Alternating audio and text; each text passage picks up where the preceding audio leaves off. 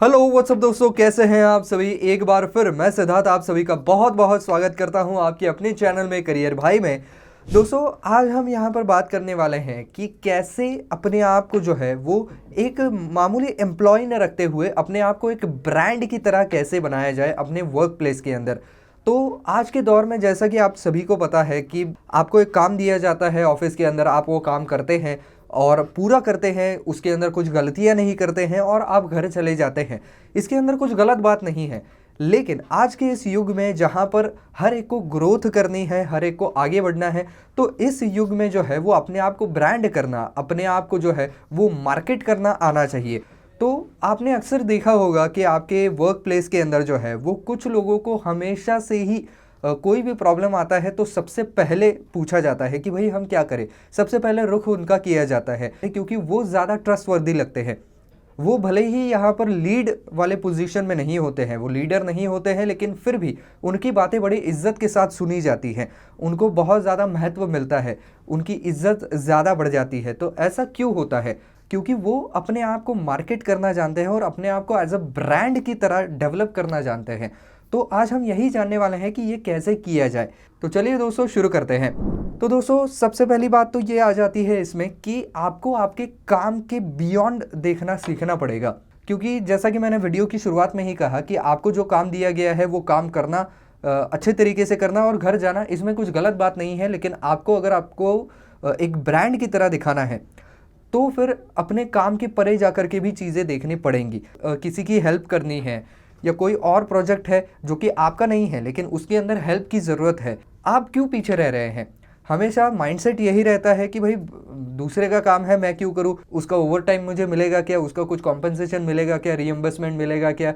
तो इसके बारे में सोचने की वजह से लोग पीछे पीछे रहते हैं कि भाई ये मेरा काम नहीं है, वो देख लेंगे। लेकिन यहाँ पर भले ही आपको पैसों के मामले में रिवॉर्ड नहीं मिल रहा है, वैसे फाइनेंशियली रिवॉर्ड नहीं मिल रहा है, लेकिन आपको जो विश्वास मिल रहा है, लोगों का जो ट्रस्ट आप बिल्ड कर रहे हैं, वो उस फाइनेंशियल रिवॉर्ड से भी बड़ा है। क्योंकि इससे क्या है कि आप अपनी एक बिल्ड कर रहे हैं इमेज कि भाई ये आदमी ट्रस्टवर्दी है। तो इसकी वजह से ये अथॉरिटीज़ के सामने जब बात आती है तब अथॉरिटीज़ भी ये सोचते हैं, जो आपके सीनियर्स हैं वो ये सोचते हैं कि भाई हाँ, ये आदमी ट्रस्टवर्दी है, इसको आगे चल करके हम कोई पोजीशन देंगे तो ये बड़े जिम्मेदारी के साथ काम करेगा और ये दूसरे के ऊपर काम जो है, ये जिम्मेदारी जो है वो धक्का करके अपने आप के हाथ जो है वो उससे निकाल नहीं लेगा। तो इसकी वजह से ये करना बहुत ज़्यादा ज़रूरी है। तो जब आपका कोई बड़ा फ़ायदा हो रहा है तब इन छोटी छोटी चीज़ों के बारे में ना सोचे, अपने काम के बियॉन्ड भी जा कर के सोचना चाहिए। दोस्तों, अगली जो चीज़ इसके अंदर आती है वो है कि बी हर्ड। तो बी हर्ड का मतलब क्या है कि आपकी बात सुनी जाए, आपके विचार सुने जाए। तो कोई भी अगर मीटिंग होती है तो बहुत से लोग जो है वो मीटिंग के अंदर बोलने से बड़े शाय होते हैं, बहुत ज़्यादा कतराते हैं। तो ऐसे में अपने आप का जो शाइनेस है उसको बाजू में रखना सीखिए, उसके ऊपर आने की कोशिश कीजिए, ट्राई टू ओवरकम इट। आपका जो भी कोई ओपिनियन है बिल्कुल सही से सही ढंग से कॉन्फिडेंटली सामने रखिए, ताकि सामने वाले को भी पता चले कि इस आदमी के कुछ अपने ख्यालात हैं, ये सोच सकता है, ये किसी स्ट्रैटेजी के बारे में सोच सकता है। कई बार ऐसा होता है कि आपके दिमाग में बहुत बेहतरीन आइडिया होती है, लेकिन आप ये सोचते हैं कि नहीं यार, ये मैं बोलूँगा तो लोग सोचेंगे कि क्या सिली आइडिया दे रहा है, क्या बेवकूफ़ी भरी बातें कर रहा है। ये सोच करके आप कभी बोलते नहीं हैं और वही चीज़ कोई और बोल जाता है और उस मीटिंग का स्टार बन जाता है। तो कभी भी वो होल्ड बैक ना करे। हाँ, मैं ये नहीं कहता हूँ कि कोई बेतुकी सी बात करे, लेकिन अगर आपको लगता है कि you have a point, speak up front, बात करना सीखिए। और एक चतुराई में और एक इसका सब पॉइंट आपको बता दूं, जो मैंने पहले भी आपको बताया कि वॉलंटियर कीजिए या मीटिंग के अंदर बात कीजिए। इसका एक सब पॉइंट या हम कहें कि एक सीक्रेट टिप आपको बताता हूँ कि ये तब कीजिए जब आपको पता है कि आपके अथॉरिटीज़ वहाँ पर मौजूद हैं, या ये बात अथॉरिटीज़ वहाँ पर मौजूद भी नहीं है तो भी अथॉरिटीज़ के पास पहुँचने वाली है। ये जब आपको पता है तब आप वहाँ पर सबसे पहले जाने चाहिए। क्योंकि क्या है कि आपने वॉलंटियर किया, आपने अपने लिए कुछ भी नहीं किया, दूसरे की हेल्प की, लेकिन वो अगर आपके अथॉरिटीज़ की नज़र में नहीं आ रहा है, उनको नोटिस नहीं हो रहा है, तो फिर उसका कोई फ़ायदा नहीं है। फिर जो रिवॉर्ड मैं कह रहा हूँ कि लोगों का विश्वास जीतना या अथॉरिटीज़ की नज़र में अच्छा बनना, ये आप नहीं हो पाएंगे। तो इसकी वजह से हमेशा ये याद रखें कि जहाँ पर ये बात अथॉरिटीज़ तक पहुँचने वाली है या अथॉरिटीज़ वहाँ पर है, ऐसी जगह पर ज़रूर सामने आए। अगली चीज़ है आपका नेटवर्किंग।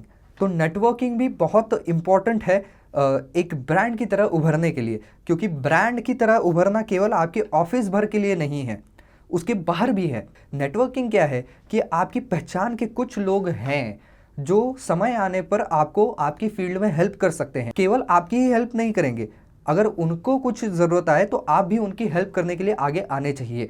तो इस तरीके से जो है वो आप नेटवर्क बिल्ड करेंगे, जिससे कि बाहर के दुनिया में भी, आपके ऑफिस के बाहर के दुनिया में भी ये पता चले कि भाई हाँ ये आदमी है, ये इस ऑफिस में काम करता है, इसने इस प्रोजेक्ट के ऊपर काम किया है, बड़ा पॉजिटिव एटीट्यूड वाला आदमी है।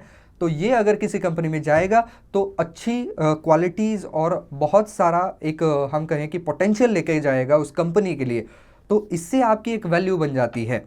तो इसकी वजह से नेटवर्किंग बहुत ज़्यादा ज़रूरी है। अगली चीज़ है सोशल मीडिया प्रेजेंस।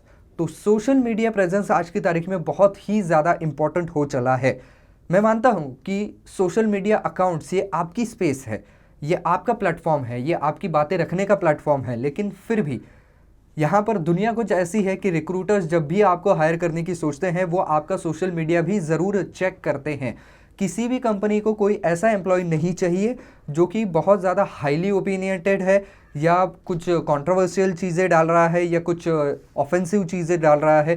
तो ऐसा आदमी उनको क्यों नहीं चाहिए, क्योंकि ये आदमी जो है वो उसी तरीके से सोचेगा और उनके ऑफिस में भी पूरी रिफ्ट बना देगा, दो ग्रुप बना देगा या कुछ ना कुछ वहाँ पर प्रॉब्लम क्रिएट करेगा।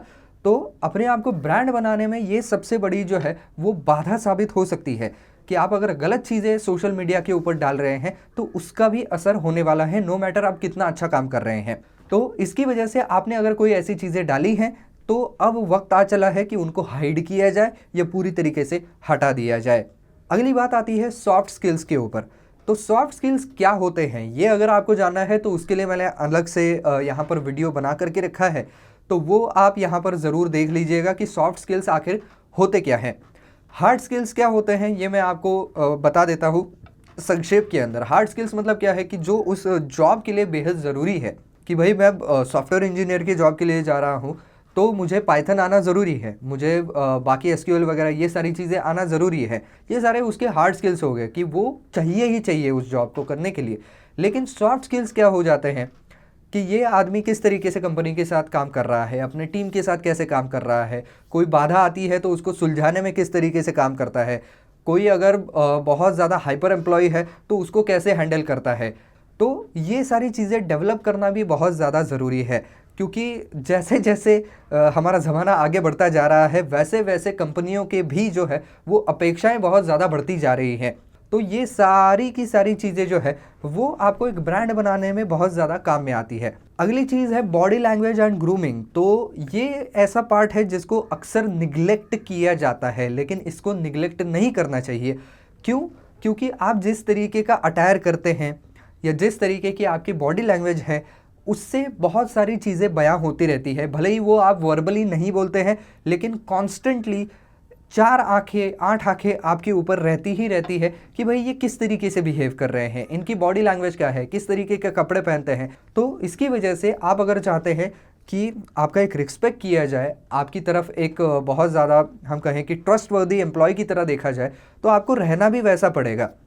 आपको बिल्कुल प्रॉपरली ड्रेसअप होकर के जाना है, आप बिल्कुल स्ट्रेट अप बैठेंगे, बिल्कुल स्ट्रेट खड़े रहेंगे, सभी के साथ जो है वो हंस करके बात करेंगे। तो ये चीज़ें जो है वो छोटी छोटी चीज़ें मैटर करती हैं, और अगर इन सभी को आप अच्छे ढंग से फॉलो करते हैं तो मैं ये दावे के साथ कह सकता हूँ कि आप अपने ऑफिस के अंदर एक ब्रांड की तरह ज़रूर उभर करके आएंगे। तो बस दोस्तों आज के वीडियो में बस इतना ही। आई होप ये वीडियो आपको पसंद आया होगा, काम का लगा होगा। तो दोस्तों अगर वीडियो पसंद आया है तो लाइक ज़रूर कर दीजिए, ज़्यादा से ज़्यादा शेयर कर दीजिए। कुछ सवाल हैं आपके तो नीचे कॉमेंट सेक्शन में आप ज़रूर पूछ सकते हैं।